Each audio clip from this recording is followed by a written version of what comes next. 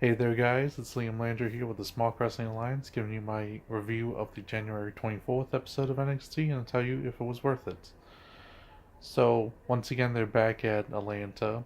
I say back, but of course, all of this was really recorded in one night, and once again, the crowd was not into it most of the night. And it really wasn't even their fault because it was a pretty lackluster show. We start off with No Way Jose returning from some time away, facing Cesar Bononi. I don't know if I'm pronouncing that correctly, but whatever. It's was not a good start. I don't know if it was necessarily the wrestlers involved. I mean, it definitely seemed like they don't have a lot of good chemistry together and weren't working well, but it was very slow. Um, I mean, no way, Jose. He does have good personality and charisma, and he did get the crowd involved. I mean, for most of the night they were out of it, much like last week's episode, but they did get them to start some No Way Jose chants and all, and did some you know funny stuff in the ring, but for the most part it was very bland match where Jose ended up winning, and it really wasn't worth it. Then we had a women's match with Bianca Belair versus a opponent that didn't even get an entrance. I think they said her name a few times, but it really doesn't even matter. It's really just a squash match. I mean, if you're not going to even give the other person an entrance, why does it even matter? It doesn't. And she barely does anything. I think she kicks Bianca's abdomen area a few times, and one roundhouse kick to Bianca's head, and that's about it. Beyond that, it was a complete squash match. She couldn't do anything against it. And I mean, I think a lot of people like Bianca Belair, and not saying about not Bianca Belair, Bianca Belair. Sorry, I'm not saying that I necessarily don't like her that much, but I will say the hair thing is just ridiculous. I'm not believing that a long ponytail is a weapon. I think that's ridiculous. Other than that, this wasn't really anything to show off. I don't care about squash matches. It doesn't change my opinion on a wrestler, at least in the positive. So it was not a really good showcase. Hopefully, she gets actually more competitive matches, and maybe my opinion will great and will be better of her because of that. Anyways, we go on from that. They then had a some backstage segments. They had a video package for Aleister Black, Adam Cole, Extreme Rules match this Saturday. That was nice. They had a uh, backstage interview with Byron Saxton having a sit down talk with both Shayna Baszler and Ember Moon, and this was actually really good. I thought Ember Moon did a really good job here. Shayna, not as much, but Ember was really good for that.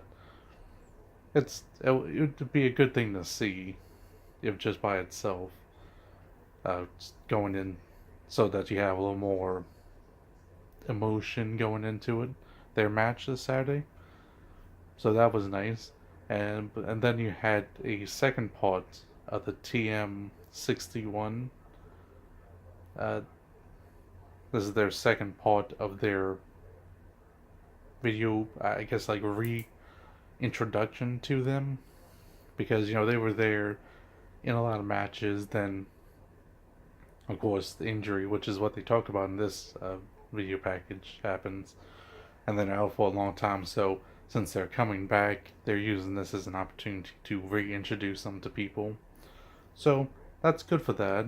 I'm more wanting to see them in the ring, but that's hopefully something we get later on. They didn't say I don't think they said anything about a match this Saturday. It would seem kind of weird not to throw him into some type of match with anyone really. But when they get in the match, it should be good. They're good wrestlers. So so interesting that the video segments were really better than most of the wrestling segments, especially going into the next wrestling segment, which was Authors of Pain coming out facing some people. I don't think they even named these guys even once, and they didn't even really have a match. They said the match hasn't really started yet, but technically it kind of did because when Authors of Pain came down to the ring, the bell was ringing, so technically kind of started, but they were saying, oh, the match hasn't even started yet. It doesn't really matter. They just came out there, beat up these two random wrestlers, and cut a promo on Undisputed Era, and that's about it. Also, another one that's not worth it. Like I said, the video segments tonight have been better than the actual matches, up until the final match, which was Johnny Gargano versus the Velveteen Dream. This was a really great match. They had a lot of action, a lot of back and forth encounters. They they really went all out with this, and a lot of storytelling too. Johnny working the arm, and they've been really instead of kind of focusing on the Adrian Almas versus Johnny Gargano as a rivalry, they've just been really putting this as Johnny Gargano fighting the odds, overcoming them, being the underdog, and really pushing his character.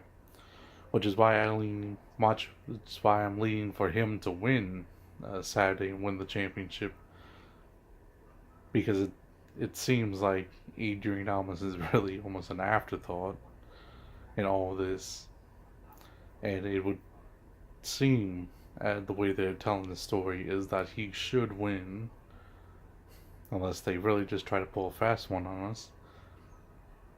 But he of course won tonight against Velveteen Dream, and it was a great match. And this was the only other point of these last 2 weeks where the crowd really got into it. They were even chanting, "Fight forever." It was really good. I definitely suggest watching it. It was definitely worth it. Just going in there, watching the Ember Moon, Shayna Blazer uh, interview. You probably don't have to watch the Aleister Black, Adam Cole video, because they're gonna show that again, I'm sure, at NXT Takeover, or at least another video package that will be just as good.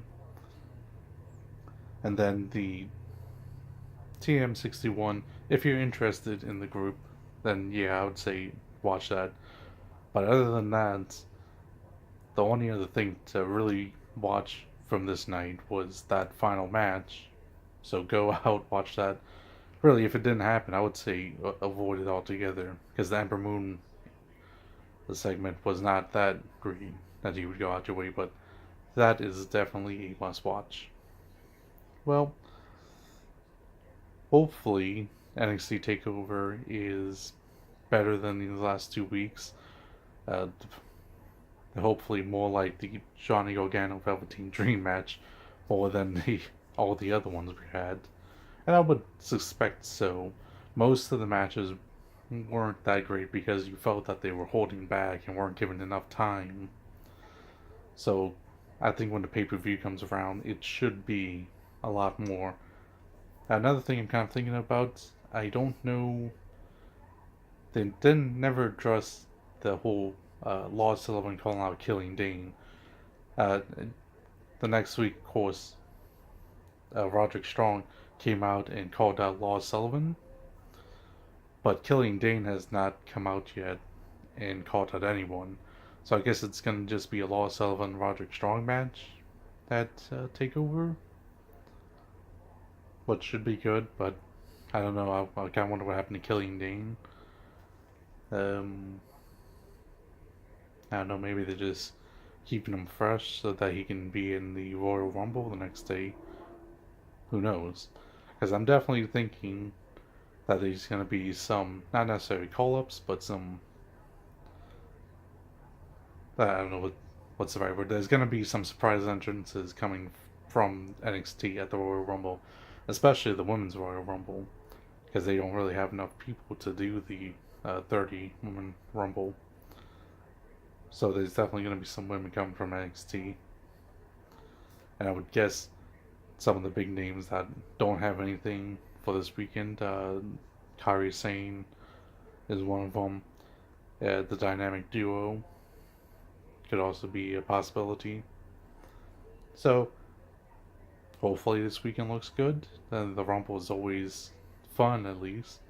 And the NXT takeovers are normally very good, so looking forward to that. So until then, see ya.